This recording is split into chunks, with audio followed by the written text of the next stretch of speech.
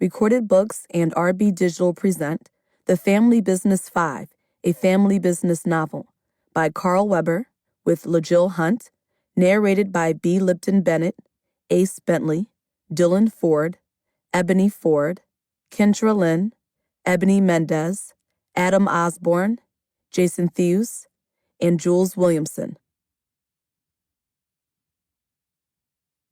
Prologue. After circling the Brooklyn Heights block for a fourth time unnoticed, the Ford Escape stopped, and Denny Torres emerged. The handsome, athletic-looking young man had a natural street swagger that was more cute than threatening. He lit a cigarette, stepped onto the sidewalk, and leaned against a telephone pole as the car continued its loop around the block. From the way he kept looking from one end of the street to the other, it was obvious that he was scoping out something, or someone. A baby blue Bentley GT convertible pulled up and parked. Normally, he'd just stand there admiring the car, but that was impossible when two of the finest women he'd ever seen stepped out of the luxury vehicle.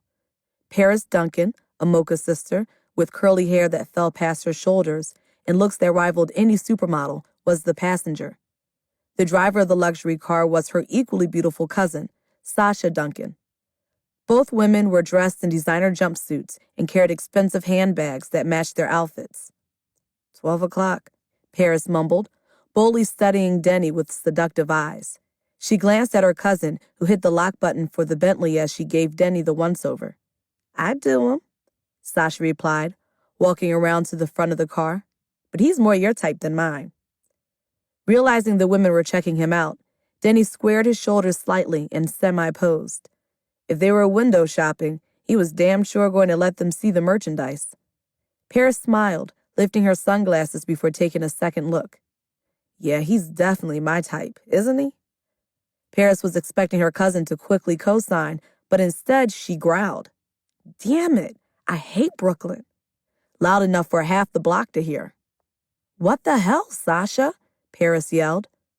"This has got to be the most ass-backward borough in the entire city. In Manhattan, these things take cards." She glared at the parking meter with frustration. "You got any change?" Paris made a face, shaking her head. "Please, you know I don't carry change. You just gonna have to eat the ticket. We're 5 minutes late for our appointment." Hell no. Not after the way Uncle LC cursed your ass out about tickets when your car got towed last month." "That wasn't my fault, Sasha. That was Daddy's fault for not paying the tickets on time." "They were your tickets, Sasha stopped mid-sentence when she realized Denny had sauntered over.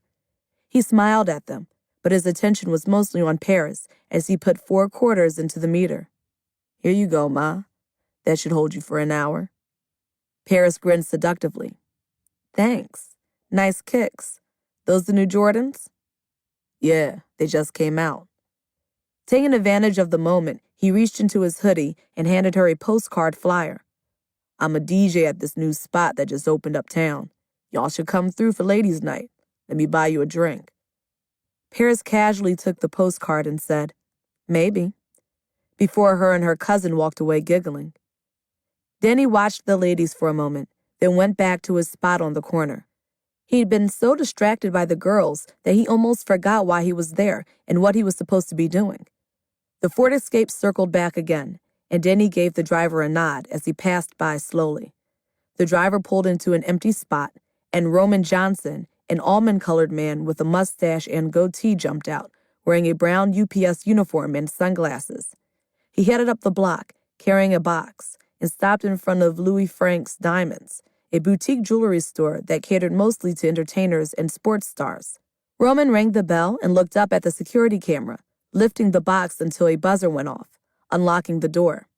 He pulled it open and used his foot as a wedge to keep it unlocked. Within seconds, Denny was at Roman's side, wearing a black ski mask.